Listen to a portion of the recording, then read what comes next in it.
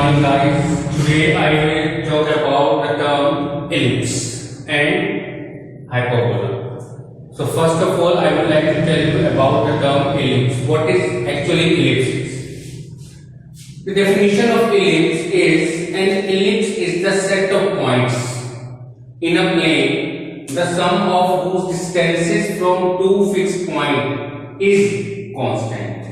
अब इसको इस बात को समझो मैं हमने लिखा क्या है ellipse? ellipse is the set of all points, यानी कि ये जो हमारे पास एक फॉर्मेशन है, ये एक इलिप्टिकल फॉर्मेशन है। तो इस फॉर्मेशन में जितने भी पॉइंट्स हैं, यहाँ पर जितने भी पॉइंट हैं, ठीक है, उनको किसी भी पॉइंट को आप पिक कर ले तो उस पॉइंट की the sum of whose distances from two fixed point, यानी कि उस पॉइंट की, मान हमने पॉइंट बी ले लिया तो पॉइंट बी की F2 से डिस्टेंस और पॉइंट बी की इस F1 से डिस्टेंस, ये मेरे दो फिक्स पॉइंट है जिनकी यहां हम बात कर रहे हैं। ये फिक्स पॉइंट जो है ये वो दो फिक्स पॉइंट है और ये मूविंग पॉइंट है बी जो है। तो BF1 प्लस BF2 यानी कि दोनों का सम क्या होता है, एक कांस्टेंट वैल्यू होती है। यानी कि आप BF1 BF2 निकाल लें, आप AF1 प्लस AF2 निकाल लें, आप यहाँ पे पॉइंट ले P तो PF1 प्लस PF2 निकाल लें, तो उन सब का सम है वो हमेशा एक कांस्टेंट वैल्यू होगा, वो कभी भी चेंज नहीं होगा। तो इसलिए कहा गया कि ellipse is the set of all points in a plane the sum of whose distances from two fixed point is always constant। अब इसमें कुछ पॉइंट्स हैं जो हमें याद रखने हैं क्वेश्चन को सॉल्व करने के लिए भी। सबसे पहले जिन फिक्स पॉइंट की बात कर रहे हैं हम F1 और F2 की बात कर रहे हैं। यहाँ पर ये फिक्स पॉइंट क्या कहलाते हैं? The two fixed points are called foci। फोकई क्या है? Plural of focus. आप पैराबोला में फोकस पढ़कर रहे हैं तो यहाँ सिंगल फोकस हुआ करता था, इसलिए हमने इसको फोकस कह दिया, लेकिन यहाँ पर दो फोकस हैं F1 और F2, तो एक प्लूरल फॉर्म होगी फोकस की, फोकई। तो these two fixed points are called फोकई। तो इसका कोऑर्डिनेट क्या होता है बेटे? हमने अगर इसकी डिस्टेंस ओरिजिन से C मान ली तो जो राइट साइड में फोकस है उसके कोऑर्डिनेट हो गए C0 और जो लेफ्ट साइड में यानी कि y एक्सिस के लेफ्ट साइड में जो F2 है मेरे पास जो फोकस है उसके कोऑर्डिनेट हो गए -C। तो ये हमारे पास बेटे फोकई या फोकस। अब इसके बाद आता है बेटा सेंटर की बात, जिसे मैं ओरिजिन पर मेंशन कर रहा हूं। क्या है? The mid point of a line segment joining the foci is called centre of the ellipse। यानी कि फोकस को ज्वाइन करने वाला जो लाइन सेगमेंट है, उस लाइन सेगमेंट का जो मिड पॉइंट है वो मिड पॉइंट ही क्या कहलाता है? सेंटर ऑफ एलिप्स कहलाता है। यहाँ F1 F2 को ज्वाइन करने वाला जो लाइन सेगमेंट है वो AA डैश है और AA डैश का जो मिड पॉइंट है वो क्या कहलाएगा? वो क्या कहलाएगा? सेंटर ऑफ एलिप्स कहलाएगा। नेक्स्ट हमारे पास आता है बेटा the line segment through the foci of ellipse is called major axis, that is AA dash is equal to A। अभी मैंने जिस लाइन सेगमेंट की बात की, यानी कि इस लाइन सेगमेंट की बात की मैंने, तो ये जो लाइन सेगमेंट है AA डैश जो फोकस से पास हो रहा है, दोनों फोकस से पास हो रहा है, ये लाइन सेगमेंट क्या कहलाता है? Major axis. ये मेजर एक्सिस कहलाता है। इसकी टोटल लेंथ जो होती है यानी कि A से A डैश तक जो इसकी लेंथ है वो 2A है। मैंने यहां मेंशन कर दी AA dash is equal 2A, ठीक है। तो यानी कि ये 2A में देखो मैंने यहां मेंशन किया है कि B यहां से यहां तक की डिस्टेंस A है, तो ऑपोजिट डायरेक्शन में भी ये डिस्टेंस कितनी होगी? इक्वल होगी, A होगी, तो टोटल डिस्टेंस कितनी होगी? 2A। फिर इसके बाद आता है बेटा हमारे पास the line segment through the centre. देखो एक लाइन सेगमेंट है जो सेंटर ऑफ एलिप्स से पास हो रहा है and perpendicular to major axis. Major axis पर परपेंडिकुलर है, वो क्या कहलाता है बेटा? माइनर एक्सिस कहलाता है। यानी कि ये DB है और इसकी लेंथ कितनी है बेटा? सॉरी, इसकी लेंथ है 2B। B OB और यहाँ OB डैश भी B है, तो टोटल जो लेंथ होगी माइनर एक्सिस की वो क्या हो गई? 2B।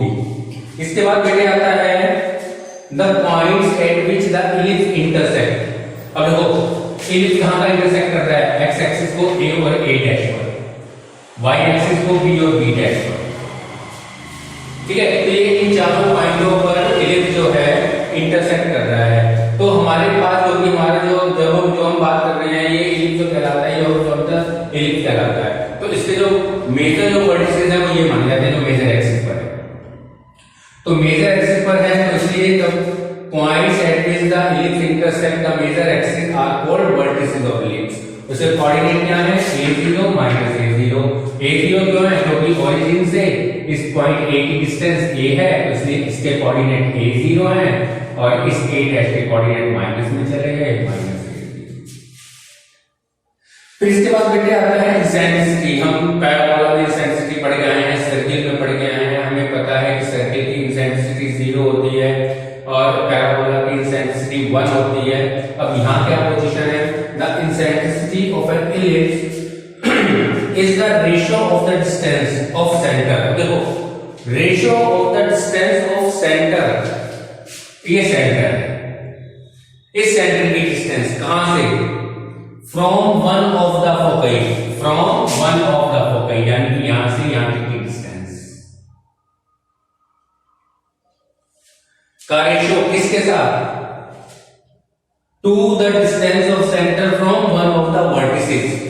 इस सेंटर का डिस्टेंस इस वर्टेक्स से, तो इस सेंटर की डिस्टेंस फोकस से और इस सेंटर की डिस्टेंस वर्टेक्स से जो इनका रेशियो है वो रेशियो क्या कहलाता है, इंसेंट्रिसिटी कहलाता है। और इंसेंट्रिसिटी E को हम डिनोट करते हैं, रिप्रेजेंट करते हैं C/A से।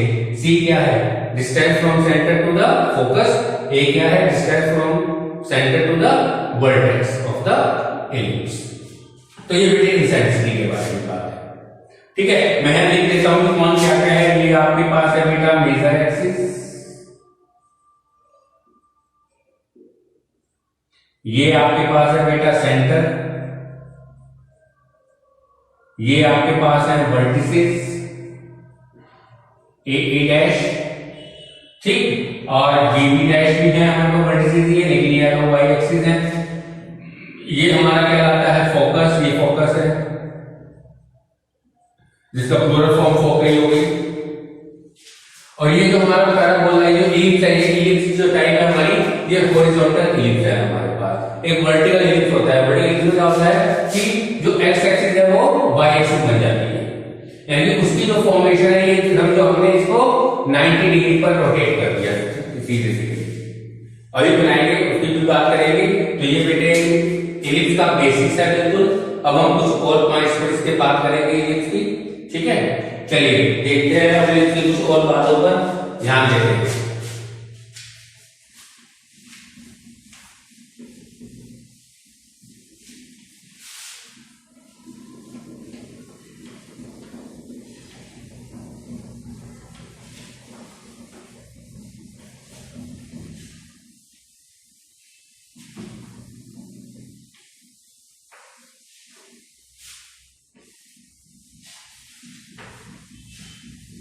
चलिए एक बहुत ही इंपॉर्टेंट बात बताने जा रहा हूं बेटे मैं आपको।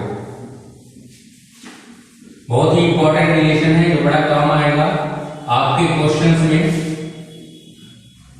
और वो रिलेशन क्या है देखिए, अ यूजफुल रिलेशन।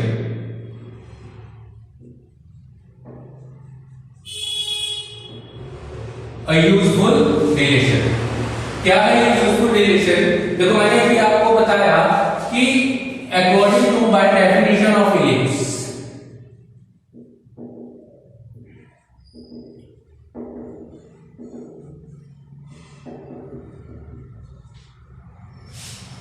क्या बताया मैंने कि चाहे आप BF1 प्लस BF2 की डिस्टेंस निकाल लें या आप AF1 प्लस AF2 कर लें, ये दोनों हमेशा सेम होती है। तो आप चाहे BF1 प्लस BF2 का सम निकालें, AF1 प्लस AF2 का सम निकालें, कोई फर्क नहीं पड़ने वाला, दोनों का डिस्टेंस सेम आना है। अब अगर आप BF1 की वैल्यू निकालते हैं तो BF1 कहां है? ये है BF1 में देखो ये 90 है क्योंकि एक्सिस है।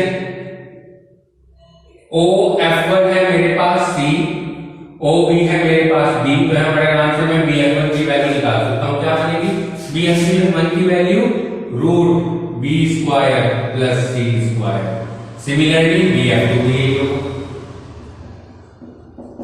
इज इक्वल, अब AF1 प्लस AF2, देखो बेटे AF1, अब AF1 ये वाला हिस्सा है, यानी कि मैंने टोटल A में से C को माइनस कर दिया, टोटल A में से C को मैंने क्या कर दिया माइनस।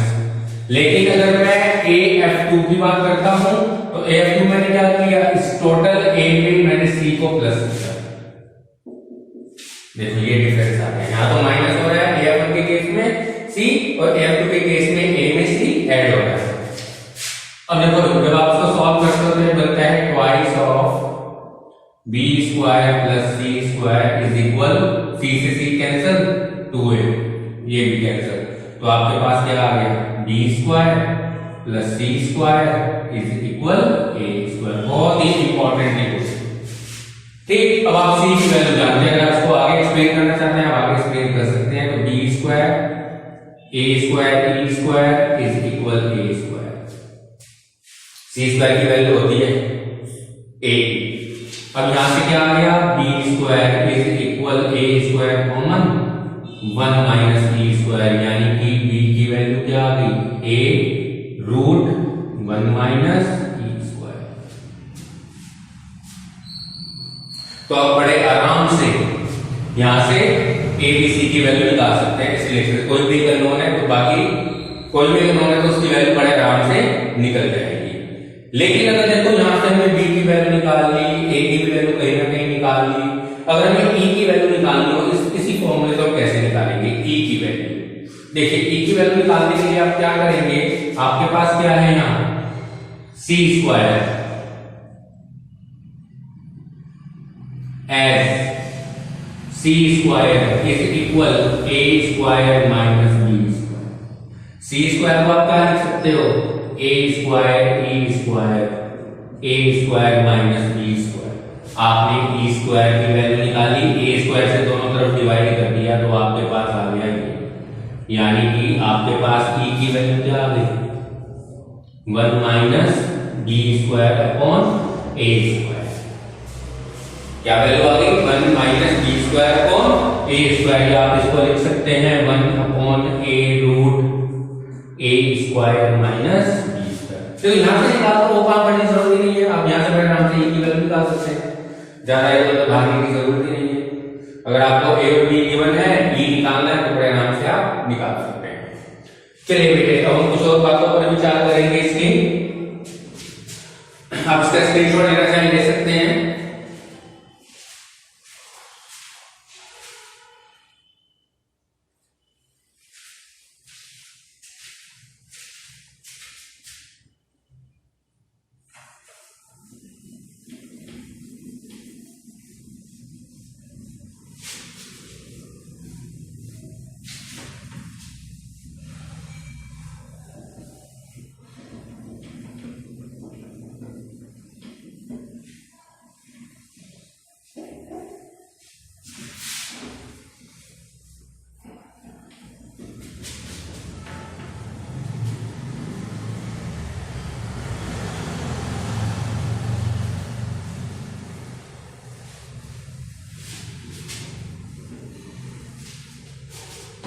चलिए बेटा अब देखिए बेटा टेबल देखिए आप, आपके पास दो तरह के आपके पास एलिप्स है, जैसे मैंने आपसे बात की थी।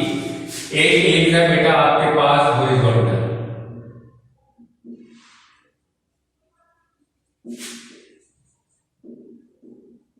और एक एलिप्स है आपके पास वर्टिकल।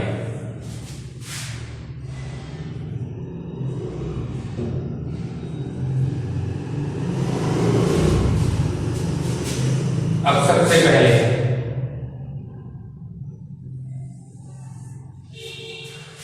हमारे पास आती है इक्वेशन। अब हॉरिजॉन्टल की जो इक्वेशन होती है वो होती है x square upon a square y square upon b square is equal. लेकिन वर्टिकल की जो इक्वेशन होती है वो होती है x square upon b square y square upon a square is equal 1। और दोनों ही केसेस में ए जो है वो बी से बड़ा होगा। दोनों ही केसेस में ए इज ग्रेटर देन बी। इसके बाद वर्टिसेस क्या है, इस केस में है प्लस माइनस ए जीरो, अभी आपने फाइंड आउट किए। इस केस में है जीरो प्लस माइनस। नेक्स्ट फोकई, इस केस में है प्लस माइनस सी जीरो, यहां है जीरो प्लस माइनस। नेक्स्ट हमारे पास क्या है, फोकई हो गया। फिर आता है हमारे पास बेटे मेजर एक्सिस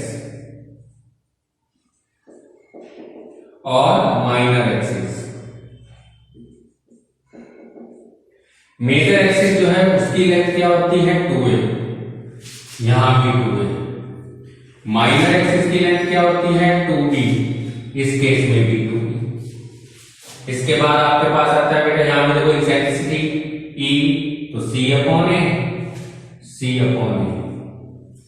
नेक्स्ट आपके पास है डायरेक्ट्रिक्स,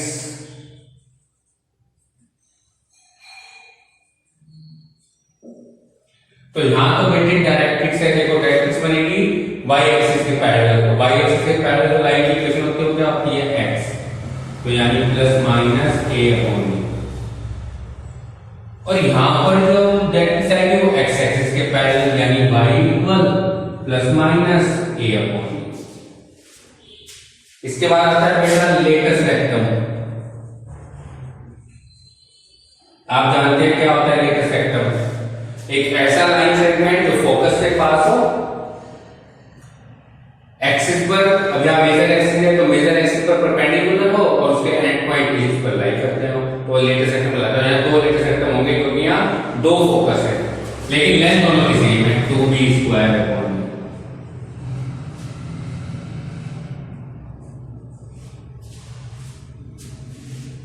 और एबीसी में जो रिलेशन है वो भी मैंने आपको बताया दिया, उसको यहां बताने की जरूरत नहीं है। तो ये कुछ बेसिक पॉइंट्स है बेटा जिनके बेसिस पर हम क्वेश्चंस को करेंगे।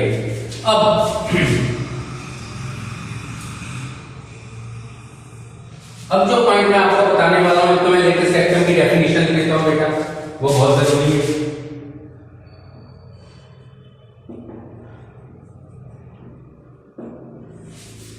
अब लेटेस्ट सेक्शन क्या कहता है आपसे, line segment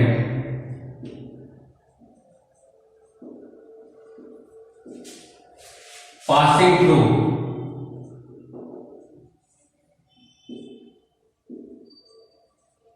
focus, a line segment passing through foci, the focus कह दो, foci कह दो, foci perpendicular to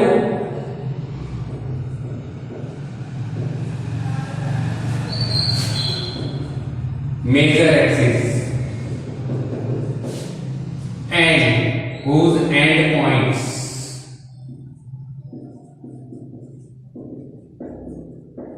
lie on ellipse is called latus sector।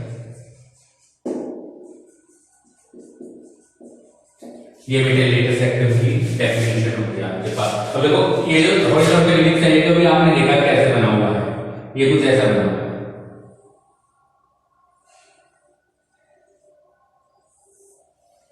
लेकिन ये जो केस है ये तो आपने सब कुछ सीख लिया, ये जो केस है ये कुछ ऐसा है।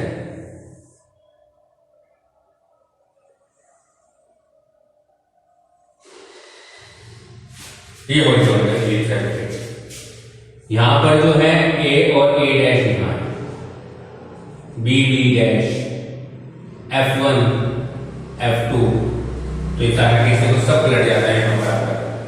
तो इसी के हिसाब से मैंने सब कुछ मेंशन किया है। इक्वेशन इसकी अलग है, फोकई सॉरी वर्टिसेस अलग है, फोकई अलग है, मेजर एक्सिस माइनर एक्सिस तो वही सेम ही है, ठीक है, बाकी सब सेम है। लेकिन देखो यहां बदल गया, y equal plus minus a upon e हो गया, x equal plus minus a upon e था। तो ये कुछ चीजें इसके अंदर बदल गई हैं, बाकी सब कुछ सेम है, ठीक। तो इलिप्स जो है दो तरह का है, इसके बारे में आपको डिटेल्स बता दी गई है। और अपने हम क्या कहते हैं जो हमारा नेक्स्ट टॉपिक है हम उसकी बात करेंगे हाइपरबोला की, ठीक है। और इसके जो क्वेश्चन है हम हमारे एक्सरसाइज के वो आपको हम अपने कहते हैं ऑनलाइन क्लास हमारी हो रही है जूम क्लास, उसमें हम आपको इसको सॉल्व करवा देंगे।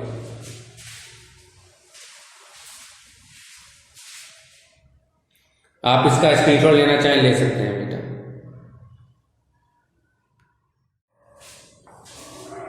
चलिए बेटे अब हम बात करेंगे हाइपरबोला। ये आपका लास्ट टॉपिक है कोनिक सेक्शन का।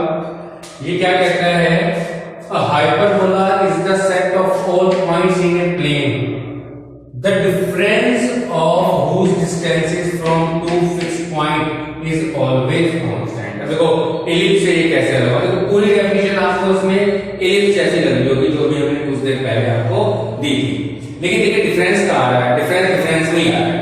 देखिए ये term in case of ellipse here we mentioned the sum, but in the case of hyperbola we have mentioned the term difference.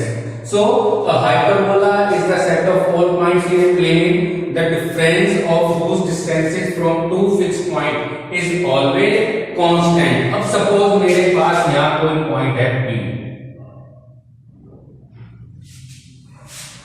ये सब यहाँ एक पॉइंट है, हमने यहाँ P लिखा है, ठीक। अब इस P की डिस्टेंस F1 से और ये F2, तो बड़ी डिस्टेंस से छोटी डिस्टेंस को माइनस कर दो आप, तो PF1 माइनस PF, यहां मैं लिख देता हूं, that is PF1 minus PF2 is constant, always constant value रहेगी। आप एक P पॉइंट कहीं भी ले लें इस हाइपरबोला पर, ठीक है, तो इस P की डिस्टेंस F1 और F2 से जो डिफरेंस होगा वो हमेशा कांस्टेंट रहेगा। तो इसलिए कहा गया hyperbola is the set of all points in a plane the difference of whose distances from two fixed point is always constant. अब इसमें देखो वही बात है जो हमने यूज की, the two fixed points are called foci. अब फिक्स्ड पॉइंट ये कौन से हैं, ये हैं F1 और F2, ये क्या कहलाएंगे, फोकस कहलाएंगे बेटा, फोकई कहलाएंगे, जिसके कोऑर्डिनेट आपको मैंने मेंशन किए हैं C0 माइनस C0, वहां भी यही है।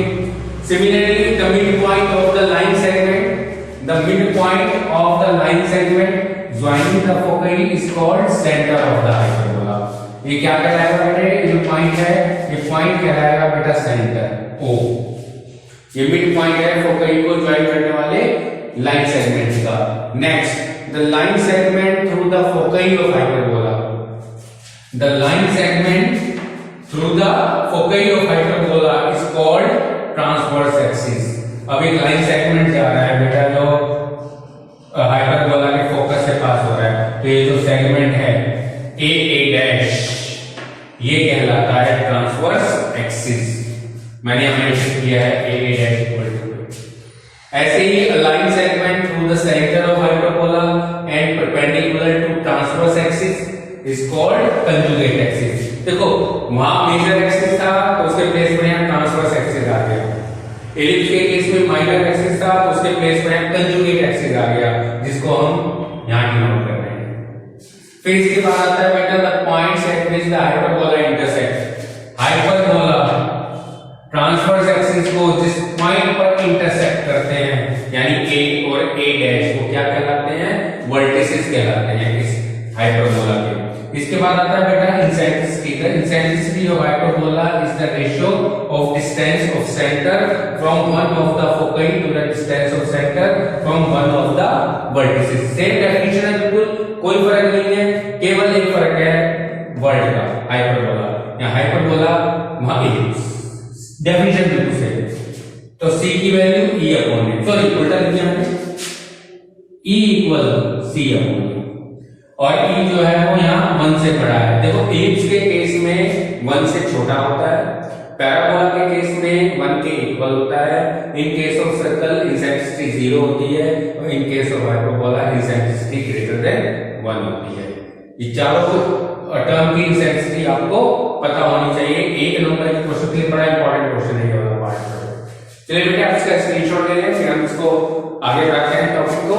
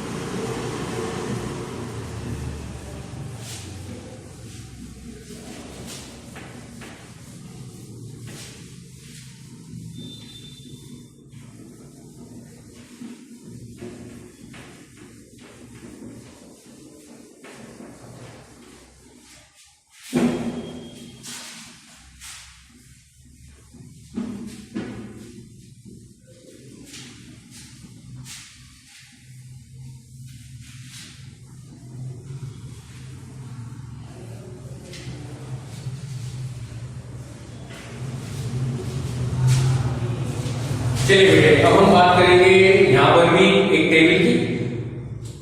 अब यहाँ जो हमारे पास यहाँ पर भी दो तरह के हाइपरबोला है, एक है हॉरिजॉन्टल हाइपरबोला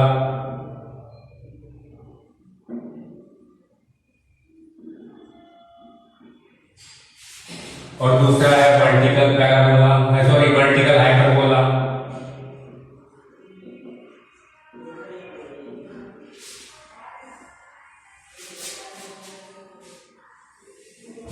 चलिए बेटे सबसे पहले इक्वेशन,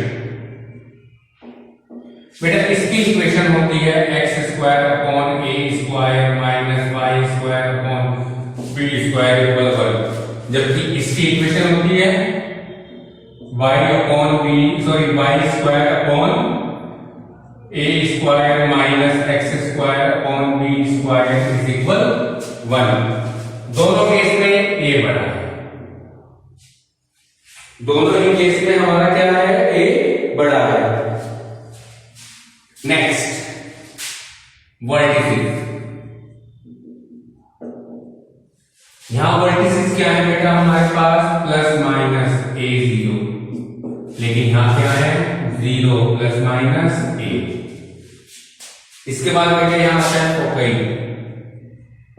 फोकई की जो लेंथ है बेटा वो है 0 सॉरी कोऑर्डिनेट है 0 प्लस माइनस सॉरी बेटा प्लस माइनस c0, और यहां क्या है 0 प्लस माइनस c। फोकई के बाद बेटे आता है आपका पास ट्रांसवर्स एक्सिस,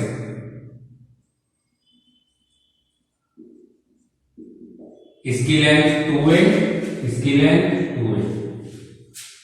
नेक्स्ट बेटे फिर आपके पास आता है लेटस रेक्टम। अब लेटस रेक्टम क्या होता है बेटा, same 2b square upon a, 2b square upon a। इनसेंट्रिसिटी,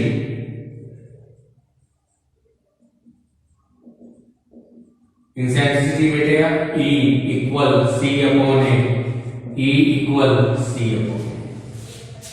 और रिलेशन अगर आप देखें ABC में रिलेशन, तो वो रिलेशन होता है यहां पर भी c square is equal a square plus b square, और यहां भी क्या होता है c square is equal a square plus b square. ये रिलेशन दोनों की तरफ बेटे सेम होता है हमारे पास। और इसके बाद जो बेटा डायरेक्ट्रिक्स है सेम केस है, दो ही डायरेक्ट्रिक्स होती है, यहां पर x equal plus minus a upon e, y equal plus minus a upon e, यहां x के साथ y के साथ। अब हमारे पास क्या चीज है, एक चीज और बता दूं बेटा मैं आपको,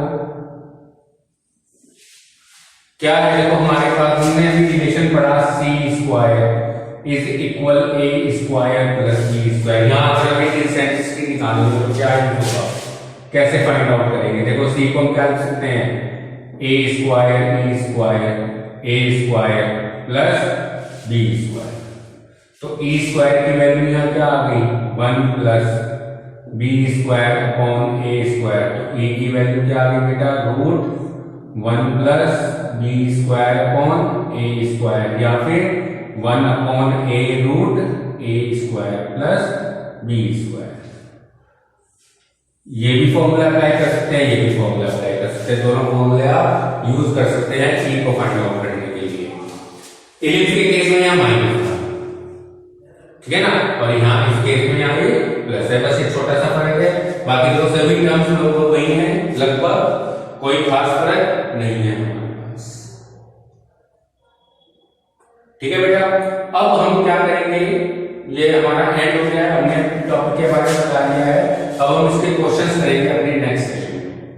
ठीक है बेटा, थैंक यू वेरी मच बेटे।